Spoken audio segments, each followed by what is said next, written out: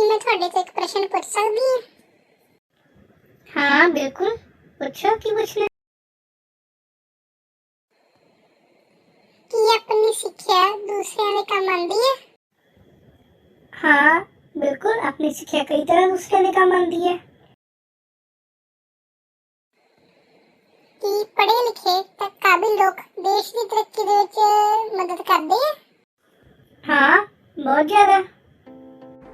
ਬੇਟਾ ਆਪਾਂ ਇਹਨਾਂ ਬੱਚਿਆਂ ਦੀਆਂ ਗੱਲਾਂ ਸੁਣੀਆਂ ਤੇ ਆਪਾਂ ਨੂੰ ਪਤਾ ਲੱਗ ਗਿਆ ਕਿ ਪੜ੍ਹੇ ਲਿਖੇ ਤੇ ਕੁਸ਼ਲ ਲੋਕ ਜਿਹੜੇ ਆ ਉਹ ਦੇਸ਼ ਦੇ ਵਿਕਾਸ ਲਈ ਸਹਾਇਕ ਹੁੰਦੇ ਹਨ। ਬੇਟਾ ਤੁਹਾਡੇ ਅਰਥ ਸ਼ਾਸਤਰ ਦਾ ਅਗਲਾ ਲੈਸਨ ਹੈ ਹਿਊਮਨ ਰਿਸੋਰਸਿਸ ਯਾਨੀ ਕਿ ਮਨੁੱਖੀ ਸੰਸਾਧਨ। ਇਹਦੇ ਵਿੱਚ ਆਪਾਂ ਡਿਟੇਲ ਨਾਲ ਦੇਖਾਂਗੇ ਵੀ ਮਨੁੱਖੀ ਸੰਸਾਧਨ ਕੀ ਹੁੰਦੇ ਹੈ ਤੇ ਆਪਣੇ ਦੇਸ਼ ਲਈ ਕਿੰਨੇ ਕੁ ਲਾਹੇਵੰਦ ਹੁੰਦੇ ਹੈ। ਬੇਟਾ ਭਾਰਤ ਵਿੱਚ ਜਿਹੜੀ ਜਨਸੰਖਿਆ ਹੈ ਉਹ ਚੀਨ ਤੋਂ ਬਾਅਦ ਦੂਸਰੇ ਨੰਬਰ 'ਤੇ ਹੈ। 2011 ਦੀ ਜਨਗਣਨਾ ਜਿਹੜੀ ਹੋਈ ਸੀ ਉਹਦੇ ਮੁਤਾਬਕ ਭਾਰਤ ਦੀ ਜਨਸੰਖਿਆ ਲਗਭਗ 121 ਕਰੋੜ ਹੈ। ਭਾਰਤ ਵਿੱਚ ਕਾਫੀ ਦਹਾਕਿਆਂ ਤੱਕ ਜ਼ਿਆਦਾ ਜਨਸੰਖਿਆ ਨੂੰ ਪੂੰਜੀ ਦੀ ਬਜਾਏ ਜ਼ਿੰਮੇਵਾਰੀ ਸਮਝਿਆ ਜਾਂਦਾ ਰਿਹਾ ਹੈ, ਪਰੰਤੂ ਇਹ ਜ਼ਰੂਰੀ ਨਹੀਂ ਕਿ ਸਿਰਫ ਜ਼ਿੰਮੇਵਾਰੀ ਹੈ। ਬੇਟਾ ਤੁਹਾਨੂੰ ਪਤਾ ਹੈ ਇਸ ਪਾਠ ਦੁਆਰਾ ਇਹ ਪੜ੍ਹਿਆ ਜਾਵੇਗਾ ਕਿ ਕਿਵੇਂ ਇੱਕ ਦੇਸ਼ ਦੀ ਜਨਸੰਖਿਆ ਉਸਦੀ ਪੂੰਜੀ ਬਣ ਸਕਦੀ ਹੈ, ਵੈਲਥ ਬਣ ਸਕਦੀ ਹੈ। ਬੇਟਾ ਤੁਹਾਨੂੰ ਪਤਾ ਸਾਧਨ ਕਿਸ ਨੂੰ ਕਹਿੰਦੇ ਹੈ? ਇੱਕ ਰਾਸ਼ਟਰ, ਸੰਸਥਾ ਜਾਂ ਵਿਅਕਤੀ ਦੁਆਰਾ ਆਪਣੀ ਆਮਦਨ ਵਿੱਚ ਵਾਧਾ ਕਰਨ ਦੇ ਉਪਾਅ ਨੂੰ ਜਾਂ ਜੋ ਵੀ ਉਪਰਾਲਾ ਕੀਤਾ ਜਾਂਦਾ ਉਸ ਨੂੰ ਸਾਧਨ ਕਹਿੰਦੇ ਆ। ਹੁਣ ਕਈ ਸਾਧਨ ਆਪਾਂ ਦੇਖਿਆ ਜਿਵੇਂ ਹਵਾ, ਖਣਿਜ ਪਦਾਰਥ, ਮਿੱਟੀ, ਪਾਣੀ, ਇਹ ਸਾਰੇ ਕੁਦਰਤੀ ਦੇਣ ਹੈ। ਇਹ ਸਾਧਨ ਮਨੁੱਖੀ ਲੋੜਾਂ ਨੂੰ ਪੂਰਾ ਕਰਕੇ ਉਹਨਾਂ ਨੂੰ ਸੰਤੁਸ਼ਟ ਕਰਦੇ ਆ ਤੇ ਇਸ ਕਰਕੇ ਇਹਨਾਂ ਨੂੰ ਆਪਾਂ ਕੁਦਰਤੀ ਸਾਧਨ ਕਹਿੰਦੇ ਹਾਂ। ਦੇਸ਼ ਦੀ ਜਨਸੰਖਿਆ ਦਾ ਆਕਾਰ, ਇਸ ਦੀ ਕੁਸ਼ਲਤਾ, ਵਿਦਿਅਕ ਗੁਣ, ਉਤਪਾਦਕਤਾ ਆਦਿ ਮਨੁੱਖੀ ਸਾਧਨ ਕਹਾਉਂਦੇ ਹਨ। ਮਨੁੱਖੀ ਸਾਧਨ ਬਹੁਤ ਜ਼ਿਆਦਾ ਮਹੱਤਵਪੂਰਨ ਸਾਧਨ ਹਨ ਕਿਉਂਕਿ ਇਹ ਕੁਦਰਤੀ ਸਾਧਨਾਂ ਨੂੰ ਹੋਰ ਜ਼ਿਆਦਾ ਉਪਯੋਗੀ ਬਣਾ ਦਿੰਦੇ ਹਨ। ਜਿਸ ਦੇਸ਼ ਕੋਲ ਜ਼ਿਆਦਾ ਪੜ੍ਹੇ ਲਿਖੇ ਤੇ ਕੁਸ਼ਲ ਲੋਕ ਹੋਣਗੇ, ਐਫੀਸ਼ੀਐਂਟ ਲੋਕ ਹੋਣਗੇ, ਉਹ ਦੇਸ਼ ਕੁਦਰਤੀ ਸਾਧਨਾਂ ਦੀ ਸਹੀ ਵਰਤੋਂ ਨਾਲ ਉਤਪਾਦਨ ਕਰ ਸਕਦਾ ਹੈ। ਸੰਸਾਰ ਦੇ ਕਈ ਵਿਕਾਸਸ਼ੀਲ ਅਤੇ ਘੱਟ ਵਿਕਸਿਤ ਦੇਸ਼ ਆਰਥਿਕ ਪੱਖੋਂ ਘੱਟ ਵਿਕਸਿਤ ਹਨ। ਇਸ ਕਰਕੇ ਨਹੀਂ ਕਿ ਉਹਨਾਂ ਕੋਲ ਕੁਦਰਤੀ ਸਾਧਨਾਂ ਦੀ ਕਮੀ ਹੈ, ਬਲਕਿ ਇਸ ਕਰਕੇ ਕਿ ਉਹਨਾਂ ਕੋਲ ਗੁਣਵਾਨ ਮਨੁੱਖੀ ਸਾਧਨਾਂ ਦੀ ਘਾਟ ਹੈ। ਕਿਸੇ ਵੀ ਦੇਸ਼ ਦੇ ਕੰਮ ਕਰਨ ਵਾਲੇ ਉਹ ਲੋਕ ਜਿਹੜੇ ਆਪਣੀ ਵਰਤਮਾਨ ਉਤਪਾਦਨ ਕੁਸ਼ਲਤਾ ਅਤੇ ਯੋਗਤਾ ਯਾਨੀ ਉਹ ਉਹਨਾਂ ਵਿੱਚ ਹੁਣ ਕੁਸ਼ਲਤਾ ਹੈਗੀ ਤੇ ਯੋਗਤਾ ਉਸ ਨਾਲ ਕੁੱਲ ਰਾਸ਼ਟਰੀ ਉਤਪਾਦਨ ਦੀ ਸਿਰਜਣਾ ਵਿੱਚ ਅਹਿਮ ਹਿੱਸਾ ਪਾਉਂਦੇ ਹਨ। ਯਾਨੀ ਜੋ ਰਾਸ਼ਟਰੀ ਉਤਪਾਦਨ ਕਰਦੇ ਆ ਉਸ ਨੂੰ ਆਪਾਂ ਮਨੁੱਖੀ ਸੰਸਾਧਨ ਕਹਿੰਦੇ ਹਾਂ। ਜਦੋਂ ਵਰਤਮਾਨ ਮਨੁੱਖੀ ਸੰਸਾਧਨ ਨੂੰ ਹੋਰ ਜ਼ਿਆਦਾ ਸਿੱਖਿਆ ਪ੍ਰਦਾਨ ਕਰਕੇ ਅਤੇ ਚੰਗੀ ਸਿਹਤ ਰਾਹੀਂ ਵਿਕਸਿਤ ਕੀਤਾ ਜਾਂਦਾ ਹੈ ਤਾਂ ਇਸ ਨੂੰ ਮਨੁੱਖੀ ਪੂੰਜੀ ਨਿਰਮਾਣ ਕਹਿੰਦੇ ਹਨ। ਯਾਨੀ ਐਜੂਕੇਸ਼ਨ ਅਤੇ ਹੈਲਥ ਦੇ ਨਾਲ ਹਿਊਮਨ ਐਸਟ ਬਣਦੀ ਹੈ, ਮਨੁੱਖੀ ਪੂੰਜੀ ਨਿਰਮਾਣ ਬਣਦਾ ਹੈ। ਇਸ ਤਰ੍ਹਾਂ ਜਦੋਂ ਮਨੁੱਖੀ ਸੰਸਾਧਨ ਵਿੱਚ ਸਿੱਖਿਆ, ਸਿਖਲਾਈ ਅਤੇ ਸੇਵਾਵਾਂ ਦੇ ਰੂਪ ਵਿੱਚ ਨਿਵੇਸ਼ ਕੀਤਾ ਜਾਂਦਾ ਹੈ ਤਾਂ ਮਨੁੱਖੀ ਪੂੰਜੀ ਬਣਦੀ ਹੈ। ਇਹ ਮਨੁੱਖੀ ਪੂੰਜੀ ਦੇਸ਼ ਦੇ ਕੁੱਲ ਰਾਸ਼ਟਰੀ ਉਤਪਾਦ ਯਾਨੀ ਗ੍ਰੋਸ ਨੈਸ਼ਨਲ ਪ੍ਰੋਡਕਟ ਜਿਸ ਨੂੰ ਆਪਾਂ GNP ਕਹਿੰਦੇ ਹਾਂ ਉਸ ਨੂੰ ਵਧਾਉਂਦੀ ਹੈ, ਜਿਸ ਨਾਲ ਦੇਸ਼ ਦਾ ਆਰਥਿਕ ਵਿਕਾਸ ਹੁੰਦਾ ਹੈ। ਜ਼ਿਆਦਾ ਸਿੱਖਿਆ ਅਤੇ ਬਿਹਤਰ ਸਿਖਲਾਈ ਵਾਲੇ ਲੋਕਾਂ ਵੱਲੋਂ ਕੀਤੀ ਉੱਚ ਉਤਪਾਦਕਤਾ ਦੇ ਕਾਰਨ ਮਨੁੱਖੀ ਪੂੰਜੀ ਵਿੱਚ ਨਿਵੇਸ਼ ਜ਼ਿਆਦਾ ਆਮਦਨ ਦੇ ਰੂਪ ਵਿੱਚ ਮੁਨਾਫਾ ਦਿੰਦਾ ਹੈ। ਭਾਰਤ ਦੀ ਜਿਹੜੀ ਹਰੀ ਕ੍ਰਾਂਤੀ ਹੋਈ ਬੇਟੇ ਉਹ ਇਸ ਦੀ ਇੱਕ ਉਦਾਹਰਨ ਹੈ ਕਿ ਕਿਸ ਪ੍ਰਕਾਰ ਗਿਆਨ ਅਤੇ ਬਿਹਤਰ ਉਤਪਾਦਨ ਤਕਨੀਕਾਂ ਦੀ ਵਰਤੋਂ ਨਾਲ ਘੱਟ ਜ਼ਮੀਨੀ ਸੰਸਾਧਨ ਜਿਹੜੇ ਆਪਣੀ ਭੂਮੀ ਘੱਟ ਵੀ ਹੋਵੇ ਫਿਰ ਵੀ ਉਤਪਾਦਕਤਾ ਵਿੱਚ, ਪ੍ਰੋਡਕਟੀਵਿਟੀ ਵਿੱਚ ਤੇਜ਼ੀ ਨਾਲ ਵਾਧਾ ਕੀਤਾ ਜਾ ਸਕਦਾ ਜਾਂ ਵਾਧਾ ਲਿਆਂਦਾ ਜਾ ਸਕਦਾ। ਜ਼ਿਆਦਾ ਪੜ੍ਹੀ ਲਿਖੀ ਜਾਂ ਚੰਗੀ ਸਿਹਤਮੰਦ ਜਨਸੰਖਿਆ ਦਾ ਲਾਭ ਉਹਨਾਂ ਲੋਕਾਂ ਤੱਕ ਵੀ ਪਹੁੰਚਦਾ ਹੈ ਜੋ ਆਪ ਸਿੱਧੇ ਤੌਰ 'ਤੇ ਓਨੇ ਪੜ੍ਹੇ ਲਿਖੇ ਨਹੀਂ ਹੁੰਦੇ ਹਨ ਜਾਂ ਜਿਨ੍ਹਾਂ ਦੀ ਸਿਹਤ ਚੰਗੀ ਨਹੀਂ ਹੁੰਦੀ ਹੈ। ਮਨੁੱਖੀ ਪੂੰਜੀ ਬਾਕੀ ਸਾਧਨਾਂ ਜਿਵੇਂ ਕਿ ਭੂਮੀ ਅਤੇ ਭੌਤਿਕ ਪੂੰਜੀ ਜਿਹੜੀਆਂ ਕਿ ਆਪਣੇ ਆਪ ਪ੍ਰਯੋਗ ਨਹੀਂ ਕੀਤੀਆਂ ਜਾ ਸਕਦੀਆਂ ਨਾਲੋਂ ਉੱਤਮ ਹੈ ਕਿਹੜੀ ਪੂੰਜੀ ਉੱਤਮ ਹੈ? ਮਨੁੱਖੀ ਪੂੰਜੀ। ਮਨੁੱਖੀ ਸਾਧਨ ਹੀ ਭੂਮੀ ਅਤੇ ਭੌਤਿਕ ਪੂੰਜੀ ਦਾ ਪ੍ਰਯੋਗ ਕਰ ਸਕਦਾ ਹੈ। ਇਸ ਕਰਕੇ ਜ਼ਿਆਦਾ ਜਨਸੰਖਿਆ ਜ਼ਿੰਮੇਵਾਰੀ ਨਹੀਂ ਹੈ।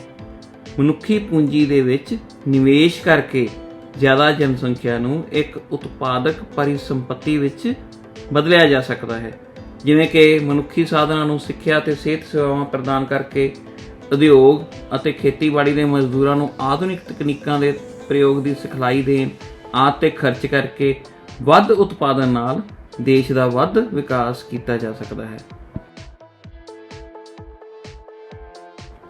ਆਓ ਹੁਣ ਆਪਾਂ ਤੁਹਾਡੀ ਪਾਠ ਪੁਸਤਕ ਵਿੱਚ ਦਿੱਤੀਆਂ ਹੋਈਆਂ 2 ਉਦਾਹਰਨਾਂ ਨਾਲ ਦੇਖੀਏ ਕਿ ਕਿਵੇਂ ਸਪਸ਼ਟ ਕੀਤਾ ਜਾ ਸਕਦਾ ਹੈ ਕਿ ਕਿਵੇਂ ਲੋਕ ਵਧੀਆ ਉਤਪਾਦਕ ਸਾਧਨ ਬਣਨ ਦੀ ਕੋਸ਼ਿਸ਼ ਕਰ ਸਕਦੇ ਹਨ। ਮਨਦੀਪ ਅਤੇ ਗੁਰਪ੍ਰੀਤ ਇੱਕ ਪਿੰਡ ਵਿੱਚ ਰਹਿੰਦੇ ਹਨ। ਮਨਦੀਪ ਦੇ ਪਿਤਾ ਚੌਧਰੀ ਸੰਤ ਸਿੰਘ ਦੇ ਖੇਤਾਂ ਵਿੱਚ ਕੰਮ ਕਰਦੇ ਹਨ। ਉਸ ਦੀ ਮਾਤਾ ਘਰ ਦਾ ਕੰਮਕਾਜ ਦੇਖਦੀ ਹੈ ਅਤੇ ਮਨਦੀਪ ਤੇ ਉਸ ਦੀ ਛੋਟੀ ਭੈਣ ਹਰਪ੍ਰੀਤ ਦਾ ਧਿਆਨ ਵੀ ਰੱਖਦੀ ਹੈ। ਮਨਦੀਪ ਦੇ ਮਾਤਾ ਪਿਤਾ ਚਾਹੁੰਦੇ ਹਨ ਕਿ ਉਹ ਉੱਚ ਸਿੱਖਿਆ ਪ੍ਰਾਪਤ ਕਰੇ ਅਤੇ ਕੋਈ ਰੋਜ਼ਗਾਰ ਸ਼ੁਰੂ ਕਰੇ। ਉਹਨਾਂ ਨੇ ਉਸ ਨੂੰ ਪਿੰਡ ਦੇ ਸਕੂਲ ਵਿੱਚ ਦਾਖਲ ਕਰਵਾ ਦਿੱਤਾ। ਹੁਸ਼ਿਆਰ ਹੋਣ ਕਾਰਨ ਮਨਦੀਪ ਨੇ ਸੀਨੀਅਰ ਸੈਕੰਡਰੀ ਸਿੱਖਿਆ ਚੰਗੇ ਅੰਕਾਂ ਨਾਲ ਪਾਸ ਕਰ ਲਈ। ਉਸਨੇ ਆਪਣੀ ਭੈਣ ਨੂੰ ਵੀ ਸਕੂਲ ਵਿੱਚ ਦਾਖਲ ਕਰਵਾਇਆ। ਮਨਦੀਪ ਦੇ ਘਰ ਦੀ ਆਰਥਿਕ ਹਾਲਤ ਚੰਗੀ ਨਾ ਹੋਣ ਕਰਕੇ ਉਸ ਦੇ ਪਿਤਾ ਨੇ ਉਸ ਨੂੰ 1 ਸਾਲ ਦਾ ਕਿੱਤਾ ਮੁਖੀ ਕੰਪਿਊਟਰ ਕੋਰਸ ਕਰਵਾਉਣ ਲਈ ਕਰਜ਼ਾ ਲੈ ਲਿਆ। ਕੋਰਸ ਖਤਮ ਹੋਣ ਤੋਂ ਬਾਅਦ ਮਨਦੀਪ ਨੂੰ ਇੱਕ ਨਿੱਜੀ ਕੰਪਨੀ ਵਿੱਚ ਚੰਗੀ ਨੌਕਰੀ ਮਿਲ ਗਈ। ਉਸਨੇ ਆਪਣੀ ਤਨਖਾਹ ਵਿੱਚੋਂ ਪਿਤਾ ਦੁਆਰਾ ਆਪਣੀ ਪੜ੍ਹਾਈ ਲਈ ਲਿਆ ਗਿਆ ਕਰਜ਼ਾ ਵੀ ਵਾਪਸ ਕਰ ਦਿੱਤਾ। ਉਸਨੇ ਆਪਣੀ ਭੈਣ ਨੂੰ ਉਚੇਰੀ ਸਿੱਖਿਆ ਲਈ ਪ੍ਰੇਰਿਤ ਕੀਤਾ ਅਤੇ ਡਾਕਟਰ ਬਣਨ ਦੀ ਲੋੜੀਂਦੀ ਪੜ੍ਹਾਈ ਸੰਬੰਧੀ ਵਿੱਤੀ ਸਹਾਇਤਾ ਵੀ ਦਿੱਤੀ। ਹੁਣ ਆਪਾਂ ਦੂਜੀ ਉਦਾਹਰਣ ਗੁਰਪ੍ਰੀਤ ਦੀ ਲੈਂਦੇ ਹਾਂ। ਗੁਰਪ੍ਰੀਤ ਦੇ ਪਿਤਾ ਵੀ ਇੱਕ ਖੇਤ ਮਜ਼ਦੂਰ ਹਨ, ਪਰ ਜਦੋਂ ਗੁਰਪ੍ਰੀਤ 4 ਸਾਲ ਦਾ ਸੀ ਤਾਂ ਉਸ ਦੇ ਪਿਤਾ ਗੁਜ਼ਰ ਗਏ। ਪਿਤਾ ਦੀ ਮੌਤ ਤੋਂ ਬਾਅਦ ਘਰ ਦਾ ਗੁਜ਼ਾਰਾ ਚਲਾਉਣ ਲਈ ਉਸ ਦੀ ਮਾਤਾ ਨੇ ਖੇਤਾਂ ਵਿੱਚ ਕੰਮ ਕਰਨਾ ਸ਼ੁਰੂ ਕਰ ਦਿੱਤਾ। ਗੁਰਪ੍ਰੀਤ ਆਪਣੇ ਘਰ ਦੇ ਕੰਮ ਦੀ ਅਤੇ ਆਪਣੇ ਛੋਟੇ ਭਰਾ ਜੀਤੂ ਦੀ ਦੇਖਭਾਲ ਕਰਕੇ ਆਪਣੀ ਮਾਤਾ ਦੀ ਸਹਾਇਤਾ ਕਰਦਾ ਹੈ। ਅਜਿਹੇ ਹਾਲਾਤਾਂ ਅਤੇ ਗਰੀਬ ਹੋਣ ਕਰਕੇ ਉਹ ਕਦੇ ਵੀ ਸਕੂਲ ਨਹੀਂ ਜਾ ਸਕਿਆ। So sad. ਪੌਸ਼ਟਿਕ ਭੋਜਨ ਘੱਟ ਮਿਲਣ ਕਾਰਨ ਉਸ ਦੀ ਸਿਹਤ ਵੀ ਤੰਦਰੁਸਤ ਨਹੀਂ ਰਹਿੰਦੀ। ਉਸ ਦੀ ਮਾਤਾ ਬਿਮਾਰ ਹੈ ਅਤੇ ਪਰਿਵਾਰ ਵਿੱਚ ਉਹਨਾਂ ਦੀ ਦੇਖਭਾਲ ਕਰਨ ਵਾਲਾ ਤੇ ਸਹਾਇਤਾ ਕਰਨ ਵਾਲਾ ਹੋਰ ਕੋਈ ਨਹੀਂ ਹੈ। ਡਾਕਟਰੀ ਸਹਾਇਤਾ ਦੀ ਕਮੀ ਕਰਕੇ ਉਸ ਦੇ ਮਾਤਾ ਜੀ ਦੀ ਵੀ ਮੌਤ ਹੋ ਗਈ, ਜਿਸ ਕਰਕੇ ਗੁਰਪ੍ਰੀਤ ਨੂੰ ਹੁਣ ਆਪਣੀ ਜੀਵਿਕਾ ਕਮਾਉਣ ਲਈ ਖੁਦ ਨੂੰ ਖੇਤਾਂ ਵਿੱਚ ਕੰਮ ਕਰਨਾ ਪੈਂਦਾ ਹੈ। ਇਹਨਾਂ ਦੋਨਾਂ ਕੇਸਾਂ ਵਿੱਚ ਆਪਾਂ ਦੇਖਦੇ ਹਾਂ ਕਿ ਮਨਦੀਪ ਨੂੰ ਚੰਗੀ ਸਿੱਖਿਆ ਮਿਲੀ, ਪਰੰਤੂ ਗੁਰਪ੍ਰੀਤ ਨੂੰ ਨਹੀਂ। ਮਨਦੀਪ ਸਰੀਰ ਪੱਖੋਂ ਤਕੜਾ ਅਤੇ ਸਿਹਤਮੰਦ ਹੈ, ਪਰੰਤੂ ਵਿਚਾਰਾ ਗੁਰਪ੍ਰੀਤ ਉਸ ਦੀ ਸਿਹਤ ਚੰਗੀ ਨਹੀਂ ਰਹਿੰਦੀ। ਕਿੱਤਾ ਮੁਖੀ ਕੰਪਿਊਟਰ ਕੋਰਸ ਨੇ ਮਨਦੀਪ ਨੂੰ ਚੰਗੀ ਆਮਦਨ ਕਮਾਉਣ ਵਿੱਚ ਸਹਾਇਤਾ ਕੀਤੀ, ਜਦੋਂ ਕਿ ਗੁਰਪ੍ਰੀਤ ਨੇ ਖੇਤਾਂ ਵਿੱਚ ਕੰਮ ਕਰਕੇ ਘੱਟ ਆਮਦਨ ਕਮਾਈ। ਸਿੱਖਿਆ ਨੇ ਮਨਦੀਪ ਦੀ ਕਿਰਤ ਦੀ ਗੁਣਵੱਤਾ ਅਤੇ ਉਸ ਦੀ ਕੁੱਲ ਉਤਪਾਦਕਤਾ ਨੂੰ ਵੀ ਵਧਾਇਆ। ਵਧੀ ਕੁੱਲ ਉਤਪਾਦਕਤਾ ਨੇ ਅਰਥ ਵਿਵਸਥਾ ਦੇ ਵਾਧੇ ਵਿੱਚ ਹਿੱਸਾ ਪਾਇਆ। ਬਦਲੇ ਵਿੱਚ ਮਨਦੀਪ ਨੂੰ ਚੰਗੀ ਤਨਖਾਹ ਮਿਲੀ, ਪਰੰਤੂ ਅਸਿੱਖਿਅਤ ਗੁਰਪ੍ਰੀਤ ਆਪਣੀ ਮਾਤਾ ਦੀ ਤਰ੍ਹਾਂ ਹੀ ਅਕੁਸ਼ਲ ਅਨਸਕਿਲਡ ਮਜ਼ਦੂਰੀ ਦਾ ਵੇਤਨ ਪ੍ਰਾਪਤ ਕਰਦਾ ਸੀ। ਇਸ ਲਈ ਉਹ ਆਪਣੇ ਜੀਵਨ ਦੌਰਾਨ ਵਧੇਰੇ ਕਮਾਈ ਨਹੀਂ ਕਰ ਸਕਿਆ। ਹੁਣ ਮਨਦੀਪ ਆਪਾਂ ਨੂੰ ਪਤਾ ਜ਼ਿਆਦਾ ਪੜ੍ਹਿਆ ਲਿਖਿਆ ਸੀ, ਇਸ ਕਰਕੇ ਉਸ ਦਾ ਵਿਆਹ ਵੀ ਚੰਗੀ ਕੁੜੀ ਯਾਨੀ ਪੜ੍ਹੀ ਲਿਖੀ ਕੁੜੀ ਨਾਲ ਹੋਇਆ। ਉਹਨਾਂ ਦੋਹਾਂ ਨੇ ਆਪਣੇ ਬੱਚਿਆਂ ਦੀ ਸਿੱਖਿਆ ਅਤੇ ਸਿਹਤ ਸੰਬੰਧੀ ਜ਼ਰੂਰਤਾਂ ਦਾ ਧਿਆਨ ਰੱਖਿਆ। ਇਸ ਪ੍ਰਕਾਰ ਪੜ੍ਹੇ ਲਿਖੇ ਮਾਂ-ਬਾਪ ਆਪਣੇ ਬੱਚਿਆਂ ਦੀ ਸਿੱਖਿਆ ਅਤੇ ਸਿਹਤ 'ਤੇ ਜ਼ਿਆਦਾ ਨਿਵੇਸ਼ ਕਰਦੇ ਹਨ, ਕਿਉਂਕਿ ਉਹਨਾਂ ਨੂੰ ਸਿੱਖਿਆ ਅਤੇ ਚੰਗੀ ਸਿਹਤ ਦੀ ਮਹੱਤਤਾ ਬਾਰੇ ਜਾਣਕਾਰੀ ਹੁੰਦੀ ਹੈ। ਪਰੰਤੂ ਜਿਹੜੇ ਮਾਂ-ਬਾਪ ਆਪ ਪੜ੍ਹਾਈ ਅਤੇ ਚੰਗੀ ਸਿਹਤ ਤੋਂ ਵਾਂਝੇ ਰਹਿ ਜਾਂਦੇ ਹੈ, ਉਹ ਆਪਣੀਆਂ ਮਜਬੂਰੀਆਂ ਕਾਰਨ ਪੜ੍ਹੇ ਲਿਖੇ ਮਾਪਿਆਂ ਦੇ ਮੁਕਾਬਲੇ ਆਪਣੇ ਬੱਚਿਆਂ ਨੂੰ ਵੀ ਇਸ ਪਾਸੇ ਪ੍ਰੇਰਿਤ ਨਹੀਂ ਕਰ ਸਕਦੇ। ਇਸ ਤਰ੍ਹਾਂ ਮਨੁੱਖੀ ਸੰਸਾਧਨਾਂ ਵਿੱਚ ਸਿੱਖਿਆ ਅਤੇ ਸਿਹਤ ਸੇਵਾਵਾਂ ਦੇ ਰੂਪ ਵਿੱਚ ਕੀਤਾ ਗਿਆ ਨਿਵੇਸ਼ ਭਵਿੱਖ ਵਿੱਚ ਉੱਚ ਆਮਦਨ ਦੇ ਰੂਪ ਵਿੱਚ ਮੁਨਾਫਾ ਦੇ ਸਕਦਾ ਹੈ ਅਤੇ ਸਮਾਜ ਲਈ ਵੀ ਵੱਡਾ ਯੋਗਦਾਨ ਦੇ ਸਕਦਾ ਹੈ। आओ होर एग्जाम्पल देखिए।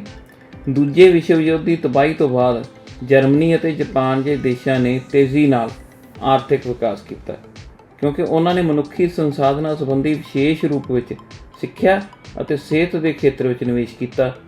ਸਿੱਖਿਅਤ ਅਤੇ ਸਿਹਤਮੰਦ ਲੋਕਾਂ ਨੇ ਭੂਮੀ ਅਤੇ ਪੂੰਜੀ ਦਾ ਕੁਸ਼ਲਤਾ ਨਾਲ ਪ੍ਰਯੋਗ ਕਰਕੇ ਇਹਨਾਂ ਦੇਸ਼ਾਂ ਨੂੰ ਧਨੀ ਅਤੇ ਵਿਕਸਿਤ ਬਣਾਇਆ। ਹੁਣ ਤੁਹਾਨੂੰ ਪਤਾ ਨਾ ਇਸ ਸਾਲ ਕੀ ਹੋ ਰਿਹਾ ਭਲਾ, ਓਲੰਪਿਕ ਗੇਮਾਂ ਕਿੱਥੇ, ਜਾਪਾਨ 'ਚ। ਹਾਂ, ਇਸ ਦੇ ਉਲਟ ਭਾਰਤ, ਬੰਗਲਾਦੇਸ਼, ਪਾਕਿਸਤਾਨ ਆਦਿ ਦੇਸ਼ ਆਪਣੀ ਬਹੁਤ ਜ਼ਿਆਦਾ ਅਨਪੜ੍ਹ, ਰੋਗੀ ਅਤੇ ਅਕੁਸ਼ਲ ਜਨਸੰਖਿਆ ਕਰਕੇ ਘੱਟ ਵਿਕਸਿਤ ਰਹੇ। ਇਸ ਤਰ੍ਹਾਂ ਇੱਕ ਦੇਸ਼ ਦੀ ਤਕਨੀਕੀ ਤੌਰ 'ਤੇ ਕੁਸ਼ਲ ਜਨਸੰਖਿਆ ਦੇਸ਼ ਨੂੰ ਧਨੀ ਅਤੇ ਵਿਕਸਿਤ ਬਣਾ ਸਕਦੀ ਹੈ। ਹੁਣ ਆਪਾਂ ਨੂੰ ਪਤਾ ਲੱਗ ਗਿਆ ਕਿਸੇ ਦੇਸ਼ ਦੇ ਰਹਿਣ ਵਾਲੇ ਲੋਕ ਉੱਥੋਂ ਦੇ ਮਨੁੱਖੀ ਸੰਸਾਧਨ ਹੁੰਦੇ ਹਨ। ਆਪਾਂ ਦੇਖਦੇ ਹਾਂ ਹੁਣ ਮਨੁੱਖੀ ਸੰਸਾਧਨ ਕਿਹੜੀਆਂ-ਕਿਹੜੀਆਂ ਕਿਰਿਆਵਾਂ ਕਰਦੇ ਹਨ। ਸਭ ਤੋਂ ਪਹਿਲਾਂ ਆਪਾਂ ਆਰਥਿਕ ਕਿਰਿਆਵਾਂ ਦੀ ਗੱਲ ਕਰੀਏ ਕਿ ਆਰਥਿਕ ਕਿਰਿਆਵਾਂ ਕਿਹੜੀਆਂ-ਕਿਹੜੀਆਂ ਹੁੰਦੀਆਂ ਹਨ। ਉਹ ਸਾਰੀਆਂ ਗਤੀਵਿਧੀਆਂ ਜੋ ਕਿ ਮਨੁੱਖ ਦੁਆਰਾ ਧਨ ਕਮਾਉਣ ਲਈ ਕੀਤੀਆਂ ਜਾਂਦੀਆਂ ਹਨ ਨੂੰ ਆਰਥਿਕ ਕਿਰਿਆਵਾਂ ਕਹਿੰਦੇ ਹਨ। ਮਨਦੀਪ ਅਤੇ ਗੁਰਪ੍ਰੀਤ ਦੇ ਜੀਵਨ ਦੀਆਂ ਸਥਿਤੀਆਂ ਵਿੱਚ ਅਸੀਂ ਆਰਥਿਕ ਕਿਰਿਆਵਾਂ ਦੀਆਂ ਬਹੁਤ ਸਾਰੀਆਂ ਉਦਾਹਰਨਾਂ ਦੇਖੀਆਂ ਹਨ, ਜਿਵੇਂ ਕਿ ਗੁਰਪ੍ਰੀਤ ਦਾ ਖੇਤਾਂ ਵਿੱਚ ਕੰਮ ਕਰਨਾ, ਮਨਦੀਪ ਦੁਆਰਾ ਨਿੱਜੀ ਕੰਪਨੀ ਵਿੱਚ ਨੌਕਰੀ ਕਰਨਾ, ਇੱਕ ਅਧਿਆਪਕ ਵੱਲੋਂ ਸਕੂਲ ਵਿੱਚ ਪੜ੍ਹਾਉਣਾ ਆਦਿ। ਇਸ ਤਰੀਕੇ ਨਾਲ ਮਨੁੱਖ ਦੁਆਰਾ ਬਹੁਤ ਸਾਰੀਆਂ ਆਰਥਿਕ ਕਿਰਿਆਵਾਂ ਕੀਤੀਆਂ ਜਾਂਦੀਆਂ ਹਨ ਜਿਹੜੀਆਂ ਰਾਸ਼ਟਰੀ ਆਮਦਨ ਵਿੱਚ ਵਾਧਾ ਕਰਦੀਆਂ ਹਨ। ਸਾਰੀਆਂ ਆਰਥਿਕ ਕਿਰਿਆਵਾਂ ਅਰਥ ਵਿਵਸਥਾ ਵਿੱਚ ਵਸਤੂਆਂ ਅਤੇ ਸੇਵਾਵਾਂ ਦੇ ਪ੍ਰਵਾਹ ਵਿੱਚ ਹਿੱਸਾ ਪਾਉਂਦੀਆਂ ਹਨ। ਅੱਗੇ ਬੇਟਾ ਆਪਾਂ ਆਰਥਿਕ ਕਿਰਿਆਵਾਂ ਨੂੰ 3 ਮੁੱਖ ਖੇਤਰਾਂ ਵਿੱਚ ਵੰਡ ਸਕਦੇ ਹਾਂ, ਉਹ ਦੇਖਦੇ ਹਾਂ ਹੁਣ ਕਿਹੜੇ ਆ। ਪਹਿਲਾ ਖੇਤਰ ਹੈ ਬੇਟਾ ਮੁੱਢਲਾ ਖੇਤਰ, ਜਿਸ ਖੇਤਰ ਵਿੱਚ ਕੁਦਰਤੀ ਸਾਧਨਾਂ ਦੀ ਵਰਤੋਂ ਕਰਕੇ ਉਤਪਾਦਨ ਕੀਤਾ ਜਾਂਦਾ ਹੈ ਉਸ ਨੂੰ ਮੁੱਢਲਾ ਖੇਤਰ ਕਹਿੰਦੇ ਹਨ। ਉਦਾਹਰਨ ਦੇ ਤੌਰ 'ਤੇ ਖੇਤੀਬਾੜੀ, ਪਸ਼ੂ ਪਾਲਣ, ਡੇਅਰੀ, ਮੁਰਗੀ ਪਾਲਣ, ਮੱਛੀ ਪਾਲਣ, ਖਾਣਾ, ਵਣ ਵਿਗਿਆਨ, ਚਾਰਾਗਾਹ ਆਦਿ। ਸ਼ਿਕਾਰ ਕਰਨਾ ਵੀ ਬੇਟਾ ਇਸੇ ਖੇਤਰ ਵਿੱਚ ਆ ਜਾਂਦਾ ਹੈ। ਅਗਲਾ ਹੈ ਸੈਕੰਡਰੀ ਜਾਂ ਗੌਣ ਖੇਤਰ। ਇਸ ਵਿੱਚ ਬੇਟਾ ਉਹ ਖੇਤਰ ਜਾਂ ਉਹ ਕਿਰਿਆਵਾਂ ਹੁੰਦੀਆਂ ਹਨ ਜਿਹੜੀਆਂ ਪ੍ਰਾਇਮਰੀ ਖੇਤਰ ਦੇ ਉਤਪਾਦ ਨੂੰ ਕੱਚੇ ਮਾਲ ਦੀ ਤਰ੍ਹਾਂ ਪ੍ਰਯੋਗ ਕਰਕੇ ਅੰਤਿਮ ਵਸਤੂਆਂ ਦਾ ਉਤਪਾਦਨ ਕਰਦੀਆਂ ਹਨ। ਐਂਡ ਪ੍ਰੋਡਕਸ਼ਨ ਹੁੰਦੀਆਂ ਹਨ, ਜਿਵੇਂ ਕਿ ਗੰਨੇ ਦਾ ਗੁੜ ਬਣਾਉਣਾ, ਕਪਾਹ ਤੋਂ ਕੱਪੜਾ ਬਣਾਉਣਾ ਆਦਿ ਕਿਰਿਆਵਾਂ। ਅੱਗੇ ਹੈ ਬੇਟੇ ਟਰਸ਼ਰੀ ਸੈਕਟਰ ਜਾਂ ਸੇਵਾ ਖੇਤਰ। ਇਸ ਖੇਤਰ ਵਿੱਚ ਉਹ ਸੇਵਾਵਾਂ ਅਤੇ ਕਿੱਤੇ ਆਉਂਦੇ ਹਨ ਜਿਹੜੇ ਕਿ ਮੁੱਢਲੇ ਅਤੇ ਗੌਣ ਖੇਤਰ ਦੀਆਂ ਕਿਰਿਆਵਾਂ ਦੀ ਸਹਾਇਤਾ ਲਈ ਜ਼ਰੂਰੀ ਹਨ, ਜਿਵੇਂ ਕਿ ਵਪਾਰ ਹੋ ਗਿਆ, ਆਵਾਜਾਈ, ਸੰਚਾਰ, ਬੈਂਕਿੰਗ, ਬੀਮਾ, ਸਿਹਤ, ਸਿੱਖਿਆ, ਸੈਰ ਸਪਾਟਾ ਆਦਿ। ਇਸ ਖੇਤਰ ਦੀਆਂ ਕਿਰਿਆਵਾਂ ਵਸਤੂਆਂ ਦੇ ਉਤਪਾਦਨ ਵਿੱਚ ਸਹਾਇਤਾ ਕਰਦੀਆਂ। ਆਹ ਵੇਖੋ ਬੇਟਾ, ਤਸਵੀਰਾਂ ਦੀ ਮਦਦ ਨਾਲ ਸਮਝਾਇਆ ਗਿਆ। ਮੁੱਢਲਾ ਖੇਤਰ ਜਿਵੇਂ ਕਿਸਾਨ ਖੇਤੀ ਕਰ ਰਿਹਾ ਹੈ, ਗੌਣ ਖੇਤਰ ਜਿਵੇਂ ਕਿ ਪੈਟਰੋਲੀਅਮ ਪ੍ਰੋਡਕਟਸ, ਅਤੇ ਸੇਵਾ ਖੇਤਰ ਜਿਵੇਂ ਕਿ ਯਾਤਾਯਾਤ। ਹੁਣ ਬੇਟਾ ਆਪਾਂ ਨੌਨ ਇਕਨੋਮਿਕ ਐਕਟੀਵਿਟੀਜ਼ ਦੀ ਗੱਲ ਕਰਾਂਗੇ ਜਿਨ੍ਹਾਂ ਨੂੰ ਆਪਾਂ ਗੈਰ ਆਰਥਿਕ ਕਿਰਿਆਵਾਂ ਵੀ ਕਹਿੰਦੇ ਹਾਂ। ਆਓ ਦੇਖੀਏ ਬੇਟਾ, ਉਹ ਕਿਰਿਆਵਾਂ ਜਿਨ੍ਹਾਂ ਦੇ ਕਰਨ ਨਾਲ ਆਮਦਨ ਪ੍ਰਾਪਤ ਨਹੀਂ ਹੁੰਦੀ ਗੈਰ ਆਰਥਿਕ ਕਿਰਿਆਵਾਂ ਹੁੰਦੀਆਂ ਨੇ। ਸਿੰਪਲ, ਜਿਨ੍ਹਾਂ ਤੋਂ ਆਮਦਨ ਪ੍ਰਾਪਤ ਨਹੀਂ ਹੁੰਦੀ ਉਹ ਗੈਰ ਆਰਥਿਕ ਕਿਰਿਆਵਾਂ ਹੁੰਦੀਆਂ। ਇਹ ਕਿਰਿਆਵਾਂ ਅਰਥ ਵਿਵਸਥਾ ਵਿੱਚ ਵਸਤੂਆਂ ਅਤੇ ਸੇਵਾਵਾਂ ਦੇ ਪ੍ਰਵਾਹ ਵਿੱਚ ਹਿੱਸਾ ਨਹੀਂ ਪਾਉਂਦੀਆਂ, ਜਿਵੇਂ ਅਧਿਆਪਕ ਵੱਲੋਂ ਆਪਣੇ ਬੱਚੇ ਨੂੰ ਘਰ ਵਿੱਚ ਪੜ੍ਹਾਉਣਾ, ਗ੍ਰਹਿਣੀ ਵੱਲੋਂ ਆਪਣੇ ਕੱਪੜੇ ਆਪ ਸਿਉਣੇ ਧੋਣੇ, ਔਰਤ ਵੱਲੋਂ ਆਪਣੇ ਘਰ ਦਾ ਕੰਮ ਕਰਨਾ ਆਦਿ। ਸਾਰੇ ਕੰਮ ਜਿਹੜੇ ਆ ਗੈਰ ਆਰਥਿਕ ਕਿਰਿਆਵਾਂ ਵਿੱਚ ਆਉਂਦੇ ਹਨ। ਹੁਣ ਜੇ ਬੇਟਾ ਔਰਤਾਂ ਦੀ ਗੱਲ ਚੱਲੀ ਹੈ, ਆਪਾਂ ਦੇਖੀਏ ਔਰਤਾਂ ਦੁਆਰਾ ਕਿਹੜੀਆਂ-ਕਿਹੜੀਆਂ ਆਰਥਿਕ ਕਿਰਿਆਵਾਂ ਕੀਤੀਆਂ ਜਾਂਦੀਆਂ ਹਨ ਅਤੇ ਕਿਹੜੀਆਂ-ਕਿਹੜੀਆਂ ਗੈਰ ਆਰਥਿਕ ਕਿਰਿਆਵਾਂ ਕੀਤੀਆਂ ਜਾਂਦੀਆਂ। ਆਓ ਵੇਖੀਏ। ਪੁਰਾਣੇ ਸਮੇਂ ਵਿੱਚ ਬੇਟਾ ਕੀ ਹੁੰਦਾ ਸੀ, ਪਰਿਵਾਰ ਵਿੱਚ ਪੁਰਸ਼ਾਂ ਅਤੇ ਔਰਤਾਂ ਦੇ ਵਿੱਚ ਕਿਰਤ ਦੀ ਵੰਡ ਹੁੰਦੀ ਸੀ। ਔਰਤਾਂ ਘਰ ਦਾ ਕੰਮ ਕਰਦੀਆਂ ਸਨ ਅਤੇ ਪੁਰਸ਼ ਖੇਤਾਂ ਵਿੱਚ ਕੰਮ ਕਰਦੇ ਸਨ ਜਾਂ ਬਾਹਰਲੇ ਕੰਮ ਕਰਦੇ ਸਨ। ਇਸੇ ਤਰ੍ਹਾਂ ਜਿਹੜੀਆਂ ਆਪਾਂ 2 ਐਗਜ਼ਾਮਪਲਸ ਦੇਖੀਆਂ, ਇਹਨਾਂ ਵਿੱਚ ਮਨਦੀਪ ਦੀ ਮਾਂ ਘਰ ਰਹਿ ਕੇ ਘਰ ਦਾ ਕੰਮ ਅਤੇ ਆਪਣੇ ਬੱਚਿਆਂ ਦੀ ਦੇਖਭਾਲ ਵੀ ਕਰਦੀ ਹੈ ਅਤੇ ਉਸਦੇ ਪਿਤਾ ਖੇਤਾਂ ਵਿੱਚ ਕੰਮ ਕਰਕੇ ਪਰਿਵਾਰ ਲਈ ਆਮਦਨ ਕਮਾਉਂਦੇ ਹਨ। ਮਨਦੀਪ ਦੀ ਮਾਂ ਨੂੰ ਘਰ ਵਿੱਚ ਪ੍ਰਦਾਨ ਕੀਤੀਆਂ ਗਈਆਂ ਸੇਵਾਵਾਂ ਲਈ ਕੋਈ ਭੁਗਤਾਨ ਨਹੀਂ ਕੀਤਾ ਜਾਂਦਾ ਹੈ। ਇਸ ਦੀ ਤੁਲਨਾ ਵਿੱਚ ਗੁਰਪ੍ਰੀਤ ਦੀ ਮਾਂ ਨੂੰ ਖੇਤਾਂ ਵਿੱਚ ਕੀਤੇ ਗਏ ਉਸ ਦੇ ਕੰਮ ਲਈ ਭੁਗਤਾਨ ਕੀਤਾ ਜਾਂਦਾ ਹੈ। ਇਸ ਤਰ੍ਹਾਂ ਔਰਤਾਂ ਨੂੰ ਉਹਨਾਂ ਦੇ ਕੰਮ ਲਈ ਉਦੋਂ ਭੁਗਤਾਨ ਕੀਤਾ ਜਾਂਦਾ ਹੈ ਜਦੋਂ ਉਹ ਕਿਰਤ ਬਾਜ਼ਾਰ ਵਿੱਚ ਪ੍ਰਵੇਸ਼ ਕਰਦੀਆਂ ਹਨ। ਪੁਰਸ਼ਾਂ ਦੀ ਤਰ੍ਹਾਂ ਔਰਤਾਂ ਦੀ ਕੁਸ਼ਲਤਾ ਅਤੇ ਸਮਰੱਥਾ ਨੂੰ ਪੜ੍ਹਾਈ ਅਤੇ ਸਹੀ ਸਿਹਤ ਸਹੂਲਤਾਂ ਦੇ ਨਾਲ ਵਧਾਇਆ ਜਾ ਸਕਦਾ ਹੈ। ਇਸ ਪ੍ਰਕਾਰ ਸਿੱਖਿਆ ਅਤੇ ਕੁਸ਼ਲਤਾ ਬਾਜ਼ਾਰ ਵਿੱਚ ਵਿਅਕਤੀਗਤ ਕਮਾਈ ਦੇ ਮੁੱਖ ਨਿਰਧਾਰਕ ਯਾਨੀ ਡਿਟਰਮੀਨੈਂਟਸ ਹਨ। ਆ ਬੇਟਾ ਦੋਨੋਂ ਪਿਕਚਰਸ ਦੇਖੋ। ਇੱਕ ਪਿਕਚਰ ਵਿੱਚ ਟੀਚਰ ਬੱਚਿਆਂ ਨੂੰ ਪੜ੍ਹਾ ਰਹੀ ਹੈ ਤੇ ਸ਼ੋਰ ਹੀ ਹੈ ਜੇ ਸਕੂਲ ਵਿੱਚ ਪੜ੍ਹਾ ਰਹੀ ਹੈ ਤਾਂ ਉਸ ਨੂੰ ਉਸ ਦੀਆਂ ਸੇਵਾਵਾਂ ਬਦਲੇ ਕੋਈ ਮਿਹਨਤਾਨਾ ਮਿਲਦਾ ਹੋਵੇਗਾ। ਤੇ ਦੂਸਰੇ ਪਾਸੇ ਇੱਕ ਗ੍ਰਹਿਣੀ ਜਾਂ ਸਮਝ ਲਓ ਉਹੀ ਟੀਚਰ ਘਰੇ ਆਪਣੇ ਬੱਚੇ ਨੂੰ ਪੜ੍ਹਾ ਰਹੀ ਹੈ ਤੇ ਇਸ ਸੇਵਾ ਦੇ ਬਦਲੇ ਉਸ ਨੂੰ ਭੁਗਤਾਨ ਨਹੀਂ ਹੁੰਦਾ। ਇਸ ਤਰ੍ਹਾਂ ਬੇਟਾ ਆਪਾਂ ਦੇਖਦੇ ਹਾਂ ਆਪਣੇ ਪਰਿਵਾਰ ਵਿੱਚ ਪ੍ਰਦਾਨ ਕੀਤੀਆਂ ਸੇਵਾਵਾਂ ਲਈ ਔਰਤਾਂ ਨੂੰ ਭੁਗਤਾਨ ਨਹੀਂ ਕੀਤਾ ਜਾਂਦਾ। ਉਹਨਾਂ ਦਾ ਕੰਮ ਰਾਸ਼ਟਰੀ ਆਮਦਨ ਵਿੱਚ ਨਹੀਂ ਜੋੜਿਆ ਜਾਂਦਾ, ਜੋ ਕਿ ਇੱਕ ਸਾਲ ਦੌਰਾਨ ਦੇਸ਼ ਵਿੱਚ ਉਤਪਾਦਿਤ ਅੰਤਮ ਵਸਤੂਆਂ ਅਤੇ ਸੇਵਾਵਾਂ ਦੇ ਮੁੱਲ ਦਾ ਜੋੜ ਹੈ, ਜਿਸ ਵਿੱਚ ਵਿਦੇਸ਼ਾਂ ਤੋਂ ਪ੍ਰਾਪਤ ਸ਼ੁੱਧ ਸਾਧਨ ਆਮਦਨ ਵੀ ਸ਼ਾਮਲ ਹੁੰਦੀ ਹੈ। ਸੰਗਠਿਤ ਜਾਂ ਸਰਕਾਰੀ ਖੇਤਰ ਵਿੱਚ ਪੁਰਸ਼ਾਂ ਅਤੇ ਮਹਿਲਾਵਾਂ ਨੂੰ ਇੱਕੋ ਜਿਹਾ ਕੰਮ ਕਰਨ ਬਦਲੇ ਬਰਾਬਰ ਵੇਤਨ ਮਿਲਦਾ ਹੈ, ਪਰ ਗੈਰ ਸੰਗਠਿਤ ਖੇਤਰ 'ਚ ਵਿਸ਼ੇਸ਼ ਰੂਪ ਵਿੱਚ ਪੇਂਡੂ ਖੇਤਰ ਦੇ ਮਜ਼ਦੂਰ ਵਰਗ 'ਚ ਕਈ ਵਾਰ ਪੁਰਸ਼ਾਂ ਦੀ ਤੁਲਨਾ ਵਿੱਚ ਮਹਿਲਾਵਾਂ ਨੂੰ ਘੱਟ ਵੇਤਨ ਦਿੱਤਾ ਜਾਂਦਾ ਹੈ, ਪਰ ਪੜ੍ਹੀਆਂ ਲਿਖੀਆਂ ਮਹਿਲਾਵਾਂ ਨੂੰ ਪੁਰਸ਼ਾਂ ਦੇ ਬਰਾਬਰ ਵੇਤਨ ਹੀ ਦਿੱਤਾ ਜਾਂਦਾ ਹੈ। ਅੱਜ ਕੱਲ੍ਹ ਮਹਿਲਾਵਾਂ ਪੜ੍ਹਨ ਲਿਖਣ ਤੋਂ ਬਾਅਦ ਪ੍ਰਸ਼ਾਸਨਿਕ ਸੇਵਾਵਾਂ, ਜਿਵੇਂ ਆਪਾਂ ਡਾਕਟਰ ਕਿਰਨ ਬੇਦੀ ਨੂੰ ਦੇਖਦੇ ਹਾਂ, IAS ਆਫਿਸਰ ਬਣੇ ਸੀ, IPS ਆਫਿਸਰ ਬਣੇ ਸੀ। ਕਲਪਨਾ ਚਾਵਲਾ, ਸੁਨੀਤਾ ਵਿਲੀਅਮ, ਇਹ ਪੁਲਾੜ ਦੇ ਖੇਤਰ ਵਿੱਚ ਇਹਨਾਂ ਨੇ ਨਾਮ ਕਮਾਇਆ। ਇਸੇ ਤਰ੍ਹਾਂ ਖੋਜ ਕੇਂਦਰਾਂ ਵਿੱਚ ਵੀ ਔਰਤਾਂ ਦਾ ਵੱਡਾ ਯੋਗਦਾਨ ਹੈ। ਇਹਨਾਂ ਖੇਤਰਾਂ ਵਿੱਚ ਵੱਡੀ ਮਾਤਰਾ ਵਿੱਚ ਵਿਗਿਆਨਕ ਅਤੇ ਤਕਨੀਕੀ ਹੁਨਰ ਦੀ ਲੋੜ ਹੁੰਦੀ ਹੈ। ਹੁਣ ਬੇਟਾ ਜੇ ਆਪਾਂ ਅਰਥ ਸ਼ਾਸਤਰ ਵਿੱਚ ਮਨੁੱਖੀ ਸੰਸਾਧਨ ਬਾਰੇ ਪੜ੍ਹ ਰਹੇ ਹਾਂ ਅਤੇ ਕੁਆਲਿਟੀ ਆਫ ਪੋਪੂਲੇਸ਼ਨ ਜਾਂ ਜਨਸੰਖਿਆ ਦੀ ਗੁਣਵੱਤਾ ਦੀ ਗੱਲ ਨਾ ਕਰੀਏ ਤਾਂ ਇਸ ਟੌਪਿਕ ਨਾਲ ਬੇਇਨਸਾਫੀ ਹੋਵੇਗੀ। ਚਲੋ ਆਪਾਂ ਦੇਖੀਏ ਕੁਆਲਿਟੀ ਆਫ ਪੋਪੂਲੇਸ਼ਨ ਕੀ ਹੁੰਦੀ ਹੈ। ਕੁਆਲਿਟੀ ਆਫ ਪੋਪੂਲੇਸ਼ਨ ਜਾਂ ਜਨਸੰਖਿਆ ਦੀ ਗੁਣਵੱਤਾ ਦੇਸ਼ ਦੇ ਲੋਕਾਂ ਵੱਲੋਂ ਪ੍ਰਾਪਤ ਕੀਤੀ ਚੰਗੀ ਸਿੱਖਿਆ, ਲੋਕਾਂ ਦੀ ਚੰਗੀ ਸਿਹਤ ਅਤੇ ਨਿਪੁੰਨਤਾ ਦੇ ਨਿਰਮਾਣ 'ਤੇ ਨਿਰਭਰ ਕਰਦੀ ਹੈ। ਜਨਸੰਖਿਆ ਦੀ ਗੁਣਵੱਤਾ ਦੇਸ਼ ਜਾਂ ਅਰਥ ਵਿਵਸਥਾ ਦੇ ਵਾਧੇ ਅਤੇ ਵਿਕਾਸ ਦੀ ਦਰ ਨਿਸ਼ਚਿਤ ਕਰਦੀ ਹੈ। ਅਨਪੜ੍ਹ ਅਤੇ ਅਸਵਸਥ ਜਨਸੰਖਿਆ ਅਰਥ ਵਿਵਸਥਾ ਦੀ ਦੇਣਦਾਰੀ ਹੈ, ਜਦਕਿ ਪੜ੍ਹੀ ਲਿਖੀ ਅਤੇ ਸਿਹਤਮੰਦ ਜਨਸੰਖਿਆ ਪਰਿਸੰਪਤੀ ਹੈ। ਭਾਰਤ ਦੀਆਂ 5 ਸਾਲਾਂ ਯੋਜਨਾਵਾਂ ਦੌਰਾਨ ਵੀ ਜਨਸੰਖਿਆ ਦੀ ਗੁਣਵੱਤਾ ਨੂੰ ਸੁਧਾਰਨ ਲਈ ਵਿਸ਼ੇਸ਼ ਧਿਆਨ ਦਿੱਤਾ ਗਿਆ ਹੈ। ਬੇਟਾ ਦੁਨੀਆ ਦੇ ਜਿੰਨੇ ਵੀ ਮੁਲਕ ਹੈ ਉਹਨਾਂ ਵਿੱਚੋਂ ਜਿੰਨੇ ਮੁਲਕਾਂ ਨੇ ਤਰੱਕੀ ਕੀਤੀ ਉਹਨਾਂ ਵਿੱਚੋਂ ਉਹ ਸਾਰੇ ਸਿੱਖਿਆ ਅਤੇ ਸਿਹਤ ਦੇ ਬਦੌਲਤ ਹੀ ਸੀਗੇ। ਇਸ ਲਈ ਆਪਾਂ ਪਹਿਲਾਂ ਸਿੱਖਿਆ ਦੀ ਮਹੱਤਤਾ ਬਾਰੇ ਜਾਣਦੇ ਹਾਂ।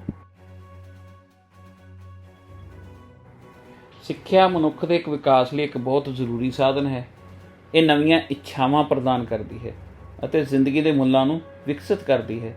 ਸਿੱਖਿਆ ਨਾ ਕੇਵਲ ਇਕੱਲੇ ਮਨੁੱਖ ਲਈ ਸਗੋਂ ਸਮੁੱਚੇ ਸਮਾਜ ਦੇ ਵਿਕਾਸ ਵਿੱਚ ਹਿੱਸਾ ਪਾਉਂਦੀ ਹੈ।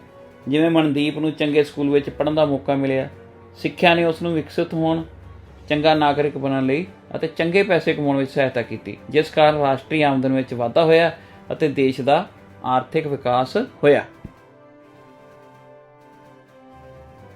ਆਓ ਬੇਟਾ ਹੁਣ ਆਪਾਂ ਆਪਣੇ ਦੇਸ਼ ਭਾਰਤ ਦੀ ਗੱਲ ਕਰੀਏ ਵੀ ਇੱਥੇ ਸਿੱਖਿਆ ਦਾ ਕੀ ਹਾਲ ਹੈ, ਸਾਖਰਤਾ ਦਰ ਦਾ ਕੀ ਹਾਲ ਹੈ। ਜਨਸੰਖਿਆ ਦੇ ਵੱਖ-ਵੱਖ ਭਾਗਾਂ ਵਿੱਚ ਸਾਖਰਤਾ ਦਰ ਵਿੱਚ ਅੰਤਰ ਜ਼ਿਆਦਾ ਹੈ। ਜਨਗਣਨਾ 2011 ਦੀ ਰਿਪੋਰਟ ਆਈ ਸੀ ਬੇਟਾ, ਉਹਦੇ ਅਨੁਸਾਰ ਭਾਰਤ ਦੀ ਕੁੱਲ ਸਾਖਰਤਾ ਦਰ 74% ਹੈ, ਯਾਨੀ 74% ਹੈ, ਜਿਸ ਵਿੱਚ ਪੁਰਸ਼ਾਂ ਦੀ 82.14%, 82.14% ਅਤੇ ਮਹਿਲਾਵਾਂ ਦੀ ਲੇਡੀਜ਼ ਦੀ ਹੈ 65.46%, 65.46% ਹੈ। ਪੁਰਸ਼ਾਂ ਵਿੱਚ ਸਾਖਰਤਾ ਦਰ ਮਹਿਲਾਵਾਂ ਨਾਲੋਂ ਕਰੀਬ 16.68% ਵੱਧ ਹੈ, 16.68% ਜ਼ਿਆਦਾ ਹੈ, ਅਤੇ ਪੇਂਡੂ ਖੇਤਰ ਦੀ ਤੁਲਨਾ ਵਿੱਚ ਇਹ ਸ਼ਹਿਰੀ ਖੇਤਰਾਂ ਵਿੱਚ 16.1% ਵੱਧ ਹੈ।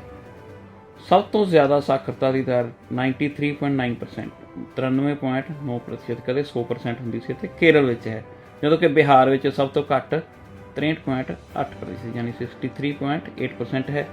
पंजाब की साक्षरता दर 75.84% है यानी 75.84% है, जिस विच पुरुषों की साक्षरता दर 80.44% जी है तुहाडी पंजाबी की किताब में दिता गया है, जबकि इंग्लिश की टैक्सट बुक 82.44% है। और महिलावां की साक्षरता दर 70.73% है यानी 70.73% है। हुण तुसीं दसो बेटा, इत्थे थोड़ी जी कंट्रोवर्सी हैगी है, पुरुषों की साक्षरता दर पंजाब विच कितनी है?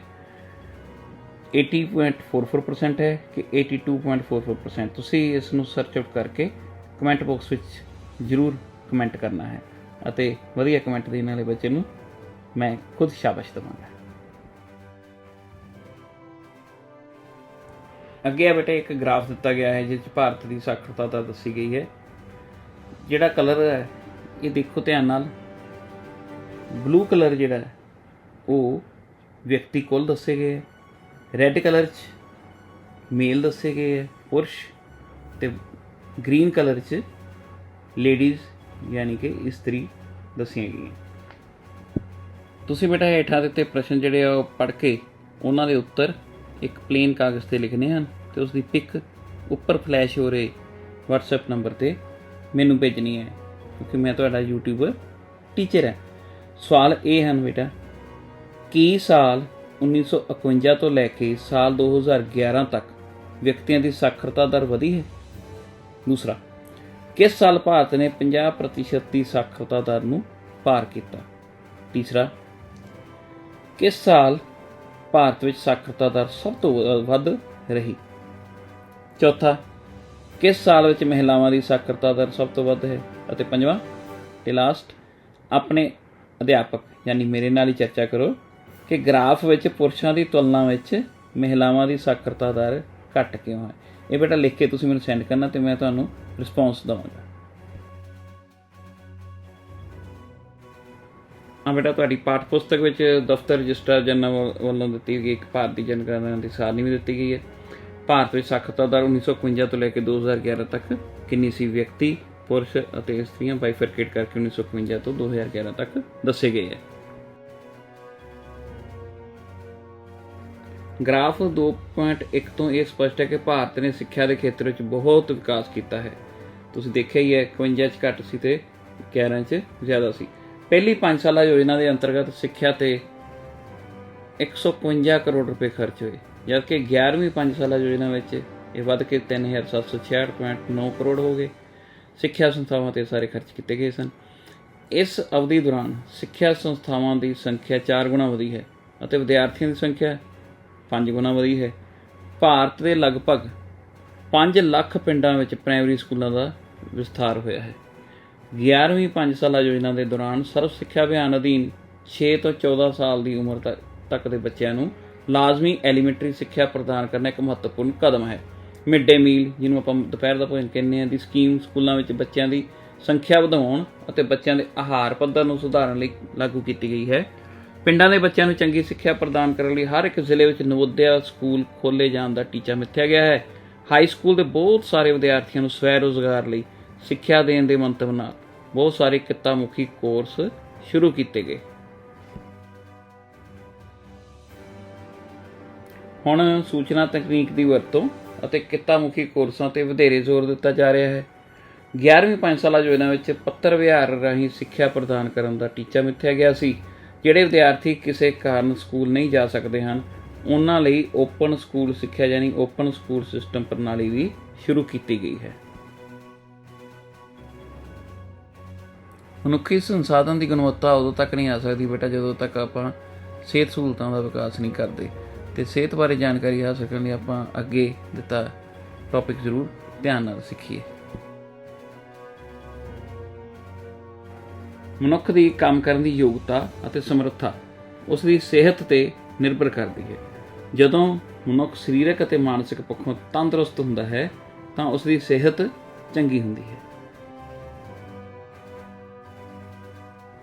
इस गल की पुष्टि करने लई आपां 2 होर एग्जाम्पल्स देखिए, उदाहरण देखिए। गौरव और रवि इन्हां दोनों की आपां उदाहरण देखनी है। दोनों एक फर्म के लेखा विभाग में काम करते हैं। गौरव शरीर पक्षों तंदुरुस्त है, हट्टा कट्टा है, परंतु रवि ਜੋੜਾਂ ਦੇ ਦਰਦ ਯਾਨੀ ਗਠੀਆ ਦਾ ਮਰੀਜ਼ ਹੈ, ਰਵੀ ਨੂੰ ਵਾਰ-ਵਾਰ ਡਾਕਟਰ ਕੋਲ ਜਾਣ ਵਾਸਤੇ ਫਰਮ ਤੋਂ ਛੁੱਟੀ ਲੈਣੀ ਪੈਂਦੀ ਹੈ। ਰਵੀ ਦੀ ਕਮਜ਼ੋਰ ਸਿਹਤ ਕਰਕੇ ਫਰਮ ਨੂੰ ਘਾਟਾ ਪੈਂਦਾ ਹੈ, ਕਿਉਂਕਿ ਉਸ ਦੀ ਕਮਜ਼ੋਰ ਸਿਹਤ ਨੇ ਉਸ ਦੀ ਕੰਮ ਕਰਨ ਦੀ ਯੋਗਤਾ ਨੂੰ ਘਟਾਇਆ ਅਤੇ ਇਸ ਤਰ੍ਹਾਂ ਉਹ ਫਰਮ ਲਈ ਦੇਣਦਾਰੀ ਬਣ ਗਿਆ। ਇਸ ਦੇ ਉਲਟ ਗੌਰਵ ਸਾਰਾ ਦਿਨ ਕੰਮ ਕਰਦਾ ਹੈ, ਜਿਸ ਦੇ ਇਨਾਮ ਵਜੋਂ ਉਸ ਨੂੰ ਤਰੱਕੀ ਵੀ ਮਿਲੀ। ਗੌਰਵ ਦੀ ਚੰਗੀ ਸਿਹਤ ਨੇ ਫਰਮ ਦੀ ਕੁੱਲ ਉਤਪਾਦਕਤਾ ਵਿੱਚ ਵਾਧਾ ਕੀਤਾ, ਯਾਨੀ ਕਹਿ ਸਕਦੇ ਹਾਂ ਆਪਾਂ ਫਰਮ ਦੀ ਸਿਹਤ ਵੀ ਵਧਾਈ, ਜਿਸ ਨੇ ਅਰਥ ਵਿਵਸਥਾ ਦੇ ਵਾਧੇ ਵਿੱਚ ਹਿੱਸਾ ਪਾਇਆ। ਇਸ ਐਗਜ਼ਾਮਪਲ ਤੋਂ ਸਪਸ਼ਟ ਹੋ ਗਿਆ ਕਿ ਅਰਥ ਵਿਵਸਥਾ ਦੇ ਵਿਕਾਸ ਲਈ ਦੇਸ਼ ਦੀ ਜਨਸੰਖਿਆ ਸਿਹਤਮੰਦ ਹੋਣੀ ਚਾਹੀਦੀ ਹੈ। ਪਿਛਲੇ 5 ਦਹਾਕਿਆਂ ਵਿੱਚ ਭਾਰਤ ਨੇ ਸਰਕਾਰੀ ਅਤੇ ਨਿੱਜੀ ਦੋਹਾਂ ਖੇਤਰਾਂ ਦੇ ਮੁੱਢਲੇ, ਗੌਣ ਅਤੇ ਸੇਵਾਵਾਂ ਦੇ ਖੇਤਰ ਵਿੱਚ ਇੱਕ ਵਿਸ਼ਾਲ ਸਿਹਤ ਆਧਾਰਿਤ ਢਾਂਚਾ ਅਤੇ ਮਨੁੱਖੀ ਸ਼ਕਤੀ ਦਾ ਨਿਰਮਾਣ ਕੀਤਾ ਹੈ।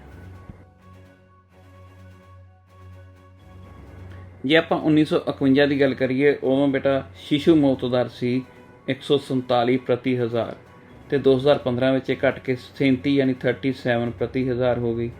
ਸ਼ਿਸ਼ੂ ਮੌਤ ਦਰ ਵਿੱਚ ਕਮੀ ਲਿਆਉਣ ਲਈ ਸ਼ਿਸ਼ੂਆਂ ਦੀ ਲਾਗ ਦੀ ਬਿਮਾਰੀ ਤੋਂ ਸੁਰੱਖਿਆ ਅਤੇ ਮਾਵਾਂ ਦੇ ਨਾਲ ਬੱਚਿਆਂ ਦੀ ਦੇਖਭਾਲ ਅਤੇ ਪੋਸ਼ਣ ਸੁਨਿਸ਼ਚਿਤ ਕਰਨਾ ਸ਼ਾਮਲ ਹੈ।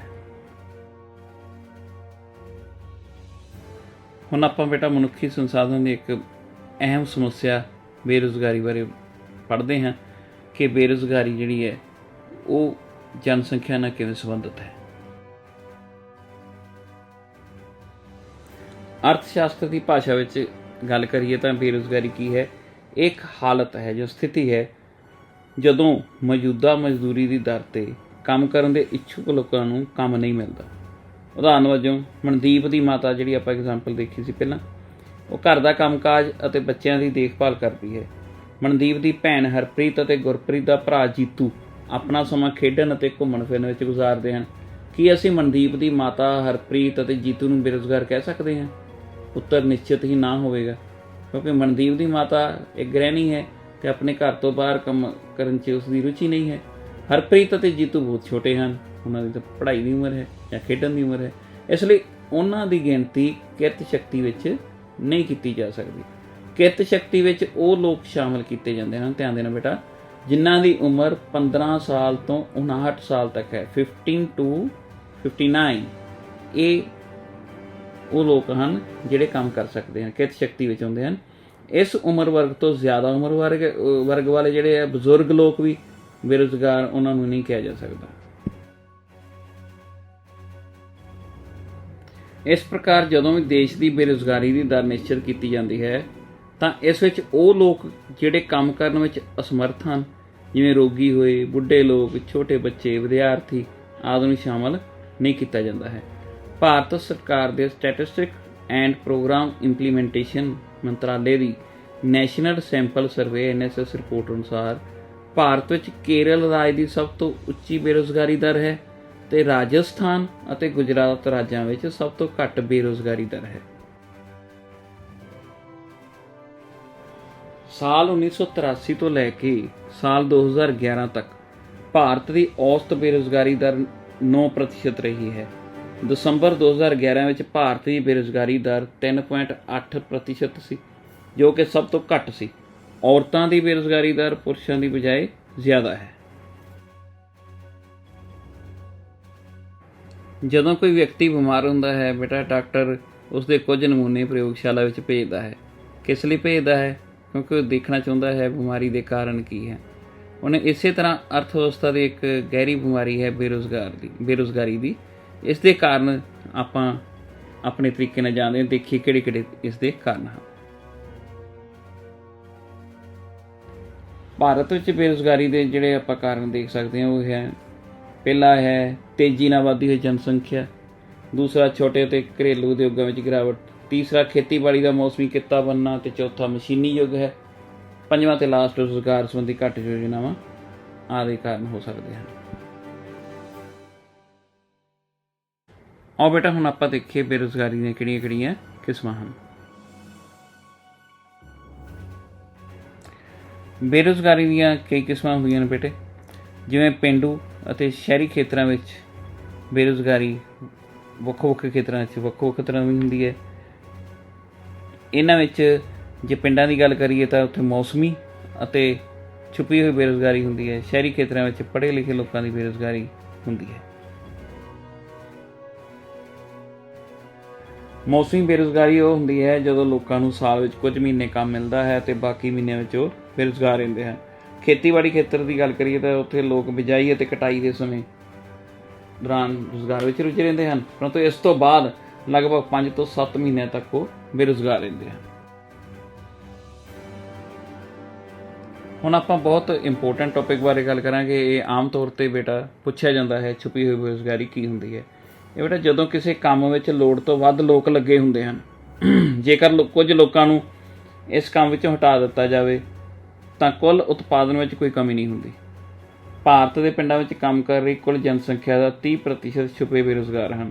ਉਦਾਹਰਨ ਵਜੋਂ ਇੱਕ ਖੇਤ ਵਿੱਚ ਕੰਮ ਲਈ 5 ਵਿਅਕਤੀਆਂ ਦੀ ਲੋੜ ਹੈ, ਪਰੰਤੂ ਉੱਥੇ 8 ਵਿਅਕਤੀ ਲੱਗੇ ਹੋਏ ਹਨ।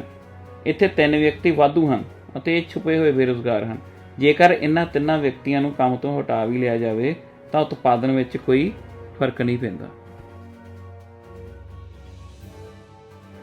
ਸ਼ਹਿਰੀ ਖੇਤਰ ਵਿੱਚ ਤੇਜ਼ੀ ਨਾਲ ਵਧ ਰਹੀ ਸਕੂਲਾਂ ਅਤੇ ਕਾਲਜਾਂ ਦੀ ਗਿਣਤੀ ਨੇ ਪੜ੍ਹੀ ਲਿਖੀ ਬੇਰੁਜ਼ਗਾਰੀ ਨੂੰ ਪੈਦਾ ਕੀਤਾ ਹੈ, ਕਿਉਂਕਿ ਰੋਜ਼ਗਾਰ ਦੇ ਅਵਸਰ ਉਸ ਦਰ ਨਾਲ ਨਹੀਂ ਵਧੇ ਹਨ ਜਿਸ ਦਰ ਨਾਲ ਬੇਰੁਜ਼ਗਾਰੀ ਵਧੀ ਹੈ। ਇਸ ਬੇਰੁਜ਼ਗਾਰੀ ਦੀ ਸਮੱਸਿਆ ਨੇ ਬੇਟਾ ਬਹੁਤ ਡੂੰਘਾ ਅਸਰ ਪਾਇਆ ਹੈ ਆਪਣੇ ਦੇਸ਼ 'ਤੇ, ਆਪਣੇ ਦੇਸ਼ ਦੀ ਅਰਥ ਵਿਵਸਥਾ 'ਤੇ। ਇਹ ਜਾਣੀਏ ਇਸ ਦਾ ਕੀ ਭਿਆਨਕ ਸਿੱਟਾ ਨਿਕਲਿਆ ਹੈ। ਜਦੋਂ ਕਿਸੇ ਮੁਲਕ ਵਿੱਚ ਬੇਰੁਜ਼ਗਾਰੀ ਵੱਧਦੀ ਹੈ ਤਾਂ ਸਿੱਧਾ ਮਤਲਬ ਇਹੀ ਹੁੰਦਾ ਹੈ ਕਿ ਉੱਥੇ ਮਨੁੱਖੀ ਸੰਸਾਧਨ ਦੀ ਬਰਬਾਦੀ ਹੁੰਦੀ ਹੈ। ਬੇਰੁਜ਼ਗਾਰ ਲੋਕ ਪਰਿਸੰਪत्ति ਦੀ ਬਜਾਏ ਸਮਾਜ ਲਈ ਦੇਣਦਾਰੀ ਬਣ ਜਾਂਦੇ ਹਨ। ਪ੍ਰੋਪਰਟੀ ਤਾਂ ਕਾਹਦੀ ਬਣਨੀ ਦੇਸ਼ ਦੀ, ਉਹ ਲਾਇਬਿਲਿਟੀ ਬਣਦੇ ਆ। ਬੇਰੁਜ਼ਗਾਰੀ ਗਰੀਬੀ ਵਧਾਉਂਦੀ ਹੈ। ਯੁਵਕਾਂ ਵਿੱਚ ਨਿਰਾਸ਼ਾ ਅਤੇ ਹਤਾਸ਼ਾ ਦੀ ਭਾਵਨਾ ਪੈਦਾ ਹੁੰਦੀ ਹੈ, ਕਿਉਂਕਿ ਉਹ ਆਪਣੇ ਪਰਿਵਾਰ ਨੂੰ ਆਰਥਿਕ ਸਹਾਇਤਾ ਦੇਣ ਵਿੱਚ ਅਸਫਲ ਹੁੰਦੇ ਹਨ। ਕਾਰਜਸ਼ੀਲ ਜਨਸੰਖਿਆ ਉੱਤੇ ਬੇਰੁਜ਼ਗਾਰੀ ਦੀ ਨਿਰਭਰਤਾ ਸਮਾਜ ਦੇ ਜੀਵਨ ਦੀ ਗੁਣਵੱਤਾ ਨੂੰ ਬੁਰੀ ਤਰ੍ਹਾਂ ਪ੍ਰਭਾਵਿਤ ਕਰਦੀ ਹੈ। ਇਸ ਦੇ ਨਾਲ ਉਹਨਾਂ ਦੇ ਸਿਹਤ ਪੱਧਰ ਵਿੱਚ ਵੀ ਗਿਰਾਵਟ ਆਉਂਦੀ ਹੈ। ਬੇਰੁਜ਼ਗਾਰੀ ਵਿੱਚ ਵਾਧਾ ਕਮਜ਼ੋਰ ਅਰਥ ਵਿਵਸਥਾ ਦਾ ਸੂਚਕ ਹੈ। ਇਸ ਪ੍ਰਕਾਰ ਬੇਰੁਜ਼ਗਾਰੀ ਇੱਕ ਗੰਭੀਰ ਸਮੱਸਿਆ ਹੈ ਬੇਟਾ, ਕਿਉਂਕਿ ਬੇਰੁਜ਼ਗਾਰ ਲੋਕ ਸਮਾਜ 'ਤੇ ਦੇਣਦਾਰੀ ਬਣ ਜਾਂਦੇ ਹਨ। ਇਸ ਨਾਲ ਉਹਨਾਂ ਸਾਧਨਾਂ ਦੀ ਵੀ ਬਰਬਾਦੀ ਹੁੰਦੀ ਹੈ ਜਿਨ੍ਹਾਂ ਨੂੰ ਉਪਯੋਗੀ ਢੰਗ ਨਾਲ ਵਰਤਿਆ ਜਾ ਸਕਦਾ ਹੈ। ਭਾਰਤ ਸਰਕਾਰ ਨੇ ਰੋਜ਼ਗਾਰ ਦੇ ਮੌਕੇ ਪੈਦਾ ਕਰਨ ਲਈ ਬਹੁਤ ਸਾਰੇ ਵਿਸ਼ੇਸ਼ ਪ੍ਰੋਗਰਾਮ ਚਲਾਏ ਹਨ। ਇਹਨਾਂ ਵਿੱਚੋਂ ਕੁਝ ਹੇਠ ਲਿਖੇ ਹਨ।